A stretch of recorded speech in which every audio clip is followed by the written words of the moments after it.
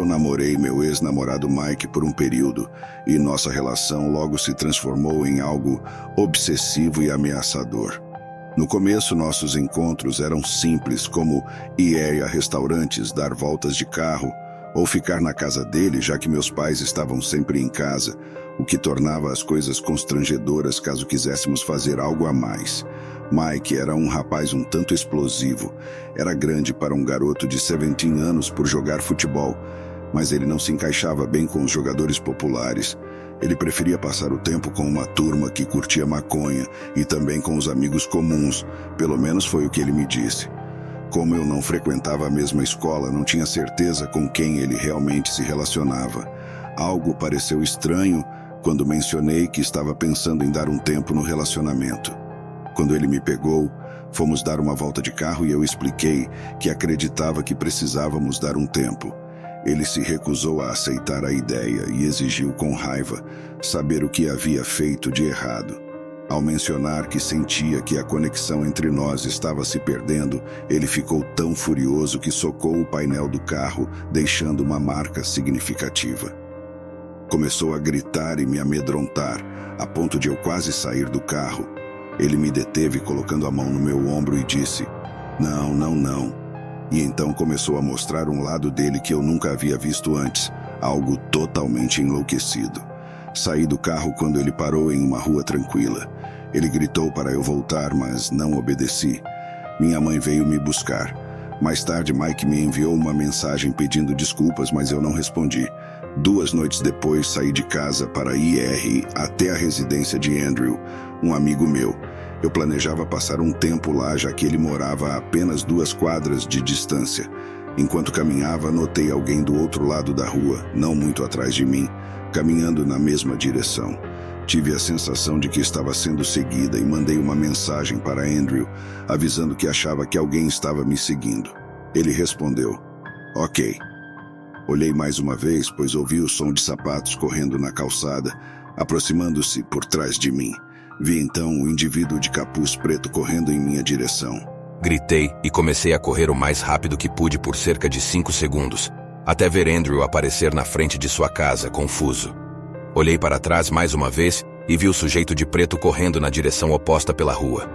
Eu o continuo chamando de "o cara de preto", mas sabia que era o Mike. Ele tinha a mesma altura e porte físico. Afinal, era ele quem estava me seguindo. As ações de Mike só pioraram a partir daí. Ele tentava entrar em contato comigo constantemente, apesar de eu não querer mais qualquer relação com ele. Um dia, enquanto estava em casa, recebi mensagens de um número desconhecido ameaçando me machucar e dizendo para eu abrir a porta ou quebrariam a janela. Ignorei as mensagens e liguei para a polícia. Enquanto estava ao telefone, ouvi o som de vidro quebrando do lado de fora. Olhei pela janela e vi o cara enorme e barbudo da foto que vi com a Mike. Expliquei à polícia que meu ex-namorado havia enviado seu atual namorado até minha casa para me ameaçar e vandalizar meu carro. A polícia chegou rapidamente e deteve o homem do lado de fora da minha casa. Contei a eles toda a história, incluindo meu relacionamento passado com Mike. O homem, que ficou conhecido como Javier Cruz, foi preso e levado sob custódia. Fui aconselhada a conseguir uma ordem de restrição contra Mike e Javier. Bloqueei todos os meios de contato com Mike e tentei seguir em frente com minha vida. Essa experiência me ensinou a ser mais cuidadosa ao escolher com quem me relacionar e a reconhecer os sinais de um relacionamento obsessivo e abusivo. Afinal, o amor não deve envolver ameaças e medo, mas respeito e segurança.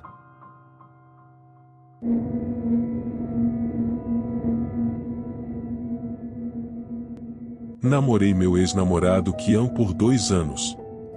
Foi um relacionamento tóxico e abusivo. Sofri muito fisicamente com isso, mas sempre tive medo de terminar. Morava com minha mãe solteira em uma área mais difícil da cidade, o lugar onde passei toda a minha infância. Ser uma garota andando sozinha à noite nesse lugar podia ser perigoso, o que era parte da razão pela qual fiquei com Kian por tanto tempo.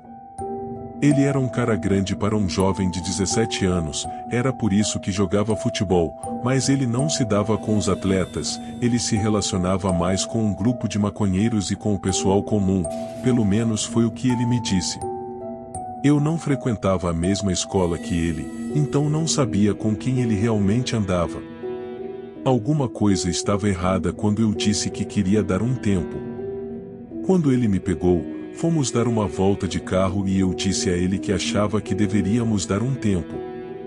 Ele se recusou a aceitar que eu estava falando sério e exigiu com raiva saber o que eu fiz.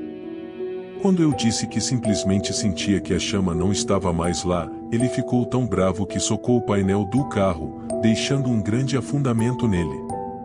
Ele começou a gritar e me assustar, então eu estava prestes a sair do carro, mas ele me impediu, colocou a mão no meu ombro e disse: "Não, não, não." E então ele começou a falar como nunca tinha feito isso antes, mas estava me mostrando um lado louco dele. Saí do carro quando ele parou em uma rua tranquila. Ele gritou para eu voltar, mas eu não voltei. Minha mãe veio me buscar. Kian me enviou uma mensagem de desculpas mais tarde naquela noite, mas não respondi. 2 noites depois, saí de casa para ir à casa de Andrew. Eu tinha planos de passar um tempo com ele morava a apenas 2 quadras de mim. No caminho, vi alguém do outro lado da rua, não muito atrás de mim, andando mais ou menos na mesma velocidade. Achei que estava sendo seguida e mandei uma mensagem para Andrew dizendo que achava que estava sendo seguida. Ele respondeu: "Ok." Olhei uma vez mais, pois ouvi o som de sapatos correndo na calçada, se aproximando por trás de mim, e vi o cara de capuz preto correndo na minha direção. Gritei e corri o mais rápido que pude por cerca de 5 segundos, até ver Andrew correndo até a frente da casa dele, confuso. Olhei para trás novamente e vi o cara de preto correndo na direção oposta pela rua. Eu continuo chamando-o de o cara de preto, mas sei que era o Mike. Ele tinha a mesma altura e construção. Afinal, foi ele quem estava me seguindo. Quando ele começou a gritar e me assustar, então eu estava prestes a sair do carro, mas ele me impediu, colocou a mão no meu ombro e disse: "Não, não, não." E então ele começou a falar como nunca tinha feito isso antes, mas estava me mostrando um lado louco dele. Saí do carro quando ele parou em uma rua tranquila. Ele gritou para eu voltar, mas eu não voltei. Minha mãe veio me buscar. Kian me enviou uma mensagem de desculpas mais tarde naquela noite, mas não respondi. 2 noites depois, saí de casa para ir à casa de Andrew. Eu tinha planos de passar um tempo com ele morava a apenas 2 quadras de mim. No caminho, vi alguém do outro lado da rua, não muito atrás de mim, andando mais ou menos na mesma velocidade. Achei que estava sendo seguida e mandei uma mensagem para Andrew dizendo que achava que estava sendo seguida. Ele respondeu: "Ok." Olhei uma vez mais, pois ouvi o som de sapatos correndo na calçada, se aproximando por trás de mim, e vi o cara de capuz preto correndo na minha direção. Gritei e corri o mais rápido que pude por cerca de 5 segundos, até ver Andrew correndo até a frente da casa dele, confuso. Olhei para trás novamente e vi o cara de preto correndo na direção oposta pela rua. Eu continuo chamando-o de o cara de preto, mas sei que era o Mike. Ele tinha a mesma altura e construção. Afinal, foi ele quem estava me seguindo.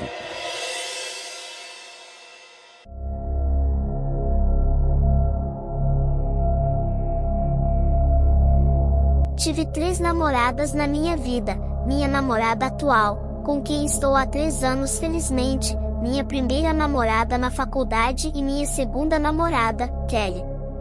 Kelly foi alguém que me fez passar por um inferno emocional e às vezes físico. Vou começar desde o início. Kelly e eu nos conhecemos no Bumble. Ao ver que frequentávamos a mesma faculdade, baseamos nossa conversa nisso e em pessoas que talvez conhecêssemos em comum. Depois de nos vermos por cerca de 1 mês, oficializamos e namoramos por cerca de 6 meses. Como a maioria dos relacionamentos, no começo tudo parecia ótimo e nos dávamos bem, mas a ilusão de ser um casal feliz desapareceu após alguns meses, quando Kelly começou a se tornar muito controladora e obsessiva em saber o que eu estava fazendo o tempo todo. Quanto mais namorávamos, mais percebia que ela não tinha muitos amigos, talvez 1 ou 2, no máximo. Então, quando eu saía para ver meus amigos nos fins de semana sem ela, ela sempre me mandava mensagens obsessivamente a cada 15 minutos, pedindo provas de onde eu estava. Se eu estivesse em um bar sem ela, ela ficava furiosa. Ela me fazia compartilhar minha localização com ela. Depois de 4 ou 5 meses namorando, chegou a um ponto em que não consegui mais lidar com isso. Ela tinha tempo demais para se preocupar com o que eu estava fazendo o tempo todo. Eu nem podia ir ver meus amigos sem ser constantemente atacado e interrogado por ela. Mas uma noite as coisas pioraram muito mais do que nunca. Admito que acabei em um bar, muito bêbado, com um grupo de amigos bebendo. Começamos na casa do meu amigo Kevin e eu não pretendia terminar em um bar. Quando cheguei em casa, Kelly estava na frente da casa da minha mãe, com uma expressão louca no rosto. Essa foi uma das primeiras noites em que ela me agrediu, me batendo repetidamente e gritando que eu era um traidor sujo e outras coisas insanas. Tudo isso causou uma cena para os vizinhos ouvirem. Depois que tive que segurar seus braços para fazê-la parar, ela gritou coisas como "me solte, vou chamar a polícia". Então eu a soltei e disse que tínhamos terminado. Isso foi oficialmente quando terminei com ela, e a resposta dela não foi boa. Todos os dias, recebia parágrafos variando de raiva até supostos arrependimentos, voltando à raiva. Eventualmente, me senti mais confortável bloqueando Kelly por um tempo, mas isso não foi o fim.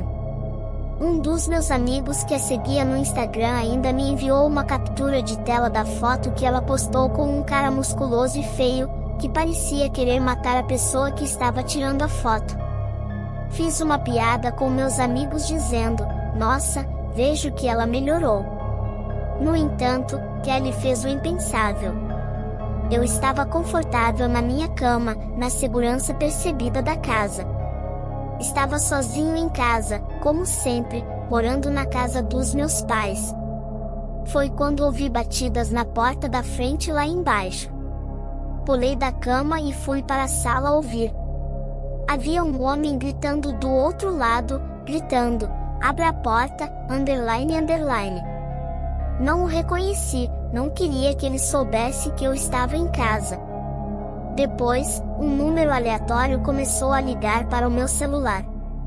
Quando não atendi, recebi uma mensagem de alguém me ameaçando de morte dizendo para eu abrir a porta antes que ele quebrasse a janela. Ignorei isso e liguei para o 190. Ouvi vidro quebrando do lado de fora. Olhei pela janela e vi um cara enorme e barbudo, familiar, bem perto do meu SUV, quebrando as janelas. Reconheci o cara como sendo o mesmo da foto de Kelly.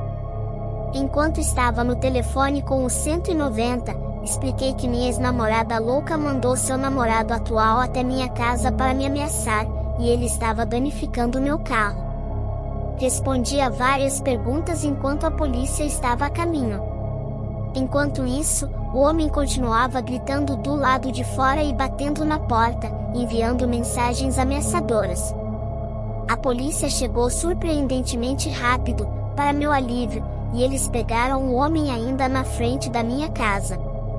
Viram ele sair da varanda da frente depois que viram a viatura da polícia se aproximando. Saí imediatamente e mostrei o carro à polícia, além das mensagens. O homem grande e raivoso ainda estava gritando comigo, dizendo que eu iria pagar por falar mal dele para Kelly. Disse a ele que não tinha falado com Kelly há meses e ele disse: "Ah, é?" E as mensagens? Enquanto ele já estava algemado, disse: "Que mensagens?" E ele me acusou de estar mentindo. Depois que ele foi levado em um dos carros de polícia, dei ao segundo policial todas as informações de que precisava sobre a situação entre Kelly e eu. Ele disse que eu tinha um bom caso de assédio e definitivamente deveria solicitar uma ordem de restrição imediatamente. Ele me disse para ir até a delegacia no dia seguinte, o que fiz, mas também desbloqueei Kelly e perguntei a ela o que ela disse ao namorado dela e por quê. Depois que ela respondeu, alegando não saber do que eu estava falando, mandei um longo texto dando minha opinião, basicamente contando a ela sobre a ordem de restrição e dizendo a ela para buscar ajuda. Nunca mais ouvi falar dela, nem de seu ex-namorado maluco e musculoso. De acordo com meu amigo, ela apagou a foto com ele literalmente no dia seguinte. Atualmente, tenho uma ordem de restrição contra ela e seu ex-namorado, Javier Cruz. Tenha cuidado com quem você decide namorar, há muita loucura por aí.